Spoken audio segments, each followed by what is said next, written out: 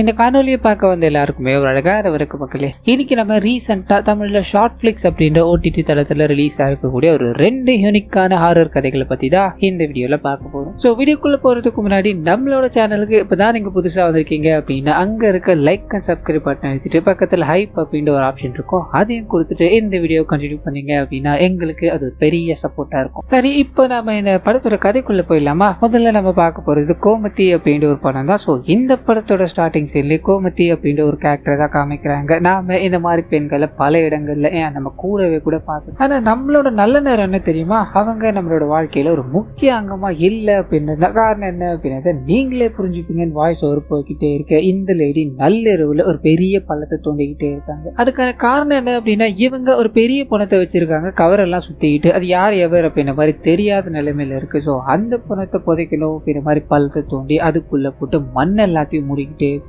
இவங்களுக்கு ஏதோ ஒன்று ஸ்ட்ரைக் ஆக ஆரம்பிக்குது. வேகமா அந்த பொண்ணை தூக்கிட்டு போய்கிட்டே இருக்க அப்படியே கட் பண்ணி ஒரு சின்ன பிளாஷ்பேக் வந்து போக ஆரம்பிக்குது. ஸோ இவங்க ஹவுஸ் ஒய்ஃபா தன்னோட வாழ்க்கையை மெயின்டைன் பண்ணிக்கிட்டு இருக்காங்க. இவங்களோட கணவர் அவரோட அப்பா, அதாவது இவங்களோட மாமனார் அப்படின்ற மாதிரி மொத்தம் குடும்பத்துல 3 பேர் தான் இருப்பாங்க. இவங்க 2 பேருக்கும் இவங்க எல்லா வேலைகளையும் செஞ்சு முடிச்சுட்டு சாப்பாடு எல்லாத்தையும் கொடுத்துட்டு தூங்கணும் அப்படின்ற மாதிரி போக கணவர் கிட்ட போறாங்க. என்ன உங்களுக்கு பிடிச்சிருக்கு இல்லையா, ஏன் ஒரு மொத்தம் கூட தர மாட்டீங்க, என்கிட்ட நீங்க சிரிச்சு பேசிய பல நாட்கள் ஆகுது அப்படின்ற மாதிரி சொல்ல இந்த மனுஷன் வேலைக்கு போன பயங்கர டயர்ட்ல இருக்காரு. ஞாயிற்றுக்கிழமை தான் எல்லாத்தையும் பண்ணோம், இதுக்கு மேல என்னால முடியாது, ஓவரா ஒர்க் ப்ரெஷரா இருக்கு, எனக்கு தேவையில்லாம நீ கூப்பிட்டுக்கிட்டு இருக்காத, எனக்கு இப்ப தூக்கம் வருது அப்படின்ற மாதிரி தூங்க போக இவங்க பல ஆசைகளோட கிட்ட போக அந்த மனுஷன் புறக்கணிச்சதால அப்படியே தூங்க ஆரம்பிக்கிறாங்க. ஆனா அந்த சமயம் பார்த்து இவங்க இமேஜினேஷன் பண்ண ஆரம்பிக்கிறாங்க. இவங்களோட கணவர் பயங்கரமா திட்டுற மாதிரியும், நீ உனக்கு ஆசை இருக்கும் போதெல்லாம் என்கிட்ட வருவ, இல்லைன்னா வர மாட்டியா, என்னை பார்த்தா உனக்கு பொம்மை மாதிரி தெரியுதான்னு பொறுத்தது போதுன்னு ஒரு பெரிய முடிவு எடுக்கிறாங்க. அது என்ன அப்படின்னா தன்னோட கணவரை சாகரிக்கணும் அப்படின்றது தான். ஸோ ஸ்டார்டிங்ல ஒரு பணத்தை கொண்டு போற மாதிரி காமிச்சாங்க இல்லையா, அந்த பணம் இவருடைய தான் அப்படின்ற மாதிரி நமக்கு காமிச்சிட்டு தன்னோட கணவரை சாகடிக்கிறாங்க. பேப்பரால சுத்தி வச்சிட்டாங்க,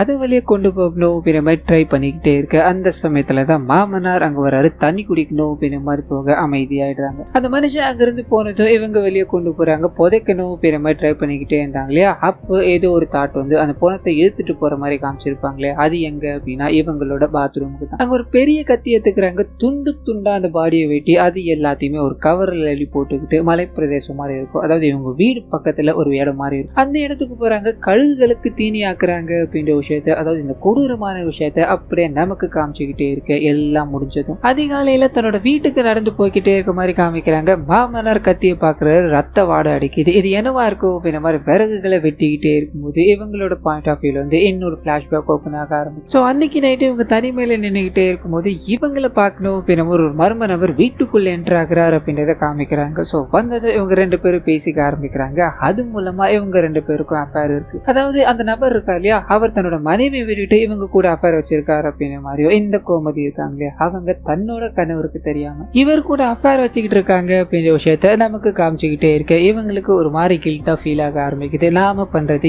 என்ன பொறுத்த வரைக்கும் கரெக்ட் அப்படின்னாலும் என்னோட கணவர் பாவம் இல்லையா, அந்த மனுஷனுக்கு தெரியாம இது எல்லாத்தையும் பண்ணிக்கிட்டு இருக்கிறது எனக்கு ஒரு மாதிரி சங்கட்டமா இருக்குன்னு யோசிச்சுக்கிட்டே இருக்க அந்த மனுஷனும் இத்தோட நம்ம கடைசி சந்திப்பா இருக்கட்டும், ஆனா அதுக்கு இன்னைக்கு எதுவுமே நடக்க கூடாது அப்படின்னு நம்மலாம் இல்லை, இதுக்கப்புறம் நம்ம சந்திக்க மாட்டோம், ஸோ கடைசியா ஒரே ஒரு முறை பண்ணிக்கலாமான்னு கேட்க அவங்க சம்மதிக்கிறாங்க. 2 பேரும் ஒன்னா இருக்க ஆரம்பிக்கிறாங்க அப்படின்றத நமக்கு காமிச்சிட்டு அப்படியே கட் பண்ணி இவங்களோட கணவரை வெட்டின மாதிரியும் கறியை தூக்கி போட்ட மாதிரியும் எல்லாம் காமிச்சாங்க இல்லையா, அங்க இருந்து நடந்து வந்துகிட்டே இருப்பாங்களே, அப்போ நமக்கு இங்க ஒரு ஷாக்கிங் கொடுக்குறாங்க. அது என்ன அப்படின்னா இவங்களோட மாமனாருக்கு பக்கத்துல இவங்களோட கணவர் நின்றுகிட்டு இருக்காரு. இவங்களை பார்த்துக்கிட்டே இருக்க இவங்களோட முகம் ஃபுல்லா ரத்தமா இருக்கு. அப்படியே கட் பண்ணா உண்மையிலே நேத்து நைட்டு என்ன நடந்தது அப்படின்றத காமிக்கிறாங்க. ஸோ கலக்காதனோட தனிமையா இருக்கணும் அப்படின்ற மாதிரி அவங்க இவர் மேல ஜம்ப் பண்ணும்போது அவர் பேலன்ஸ் தாங்காம ஒரு பெரிய குத்து வேலை இருக்கும், அதுல போய் சொருவிட்டார். ஸோ ரத்தம் ஊத்திக்கிட்டே இருக்க பயந்து போறாரு. யாரையாவது உதவிக்கு கூப்பிடு அப்படின்ற மாதிரி கத்திக்கிட்டே இருக்க இவங்க மாட்டிப்போமோ அப்படின்ற ஒரு பயத்துல இன்னொரு குத்து விளக்கு இருக்கும், அதை எடுத்து தலையிலேயே அடிச்சு அந்த நபர் அங்கேயே சாகடிக்கிறாங்க அப்படின்ற மாதிரி இருக்கும். ஸோ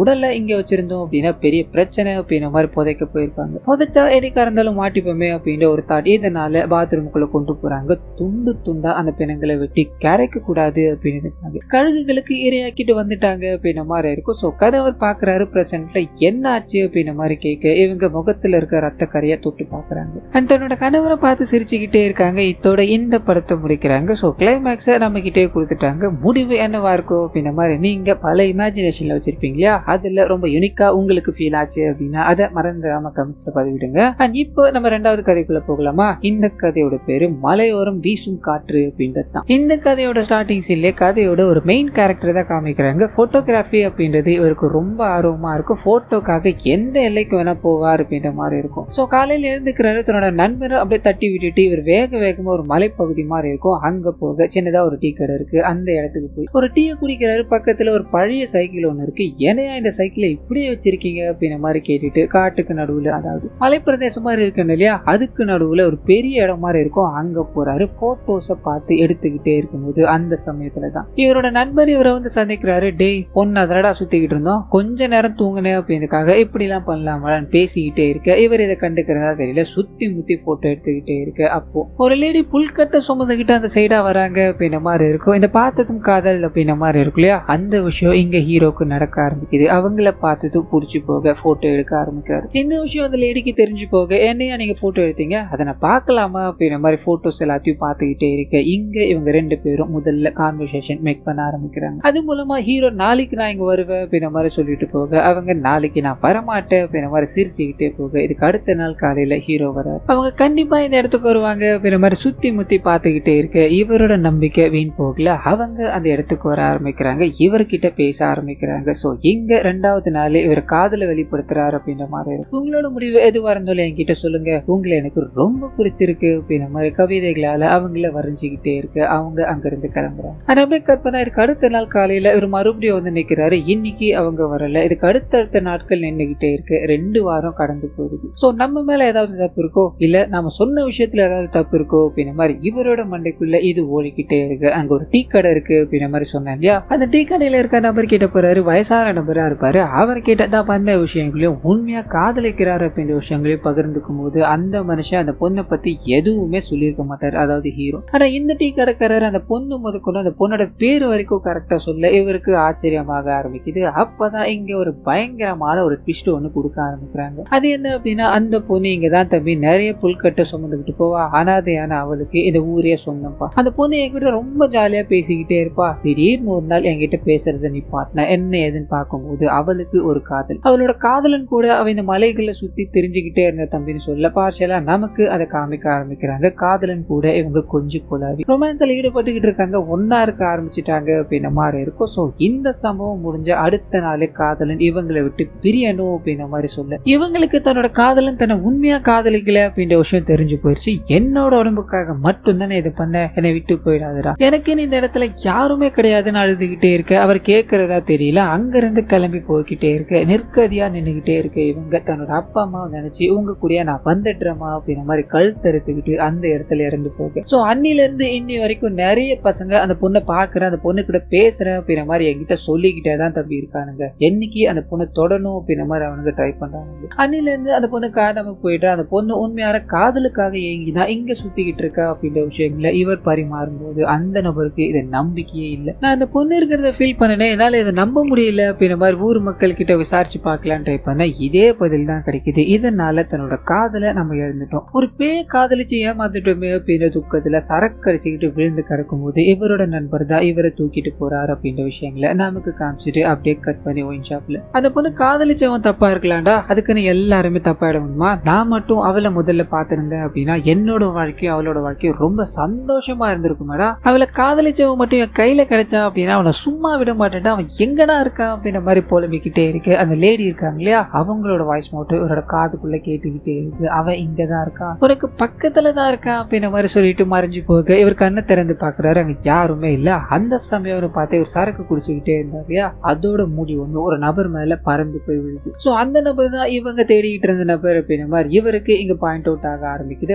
அந்த நபர் கூட சண்டை போட்டுக்கிட்டே இருக்க ஹீரோ இங்க அடி வாங்கிட்டாரு. அந்த நபரை அடிச்சு போட்டுட்டாரு. அண்ட் கட் பண்ண காயங்களோட அந்த லேடியை பார்க்கணும் அப்படின்ற மாதிரி மலையோரமா போறாரு. பயங்கர போதையில இருப்பாரு. உன்னை யார் தொட்டாலும் நீ இங்க இருந்து போயிடுவ, அவங்களோட லைஃபுக்குள்ளே வரமாட்டேன் அப்படின்ற மாதிரி சொன்னாங்க இல்லையா, ஒரு பேய காதலிக்கிற அப்படின்ற மாதிரி ஊரே என்னை பார்த்து சிரிச்சுக்கிட்டு இருக்கு, அதுக்கு நீ காணாம போறதுதான் நல்லது. ஆனா அதுக்காக என்னோட காதல்லாம் போய் நினைச்சுக்காத, நான் காதலிக்கிற முதல் பொண்ணும் நீதான், கடைசி பொண்ணும் நீதான் அப்படின்ற மாதிரி அவங்களுக்கு ஒரு ஹக் கொடுத்துட்டு இங்க இருந்து போய்க்கோ அப்படின்ற மாதிரி போக இவங்க கண் கலங்கி நின்றுகிட்டு இருக்க மாதிரி நமக்கு காமிச்சிட்டு அப்படியே கட் பண்ணி ஹீரோ வெளிநாட்டுல இருந்து அவங்களோட அத்தை பார்க்க ஊருக்கு வந்திருக்காங்க அப்படின்ற மாதிரி இருக்கும். அவங்களோட பொண்ணுக்கு இன்னைக்கு பர்த்டே அப்படின்ற மாதிரி ஒரு பெரிய பார்ட்டி ஒன்று தான் அரேஞ்ச் பண்ணிருப்பாங்க. அந்த பார்ட்டிக்கு குடிச்சிட்டு போக இவரோட அப்பாடி எல்லாரும் முன்னாடி அசிங்கப்படுத்தாங்க. முதல்ல இங்கிருந்து போடான்னு கேட்டு பார்த்துக்கிட்டே இருக்க இவர் போறதா தெரியல. ஸ்ட்ரைட்டா தன்னோட அத்தை கிட்ட போய் பயங்கரமா அவங்களை கேவலப்படுத்தி பேச ஆரம்பிக்கிறாரு. நான் ஒரு பொண்ணு, அதாவது ஒரு பேய காதலிச்சு ஏமாத்துட்டேன், உங்களோட பொண்ணுக்கு என்ன கட்டி வைக்கணும் அப்படின்ற மாதிரி உங்களுக்கு ஆசை இருக்குன்னு எனக்கு தெரியும், அந்த ஆசையை இத்தோடு அழிச்சிருங்க, நான் ஒரு லவ் ஃபெயிலியரான ஆளு அப்படின்ற மாதிரி சொல்லிக்கிட்டே நான் இதை உங்க பொண்ணு கிட்டே சொல்றேன்னு அவங்க திரும்பி நின்றுட்டு இருப்பாங்க.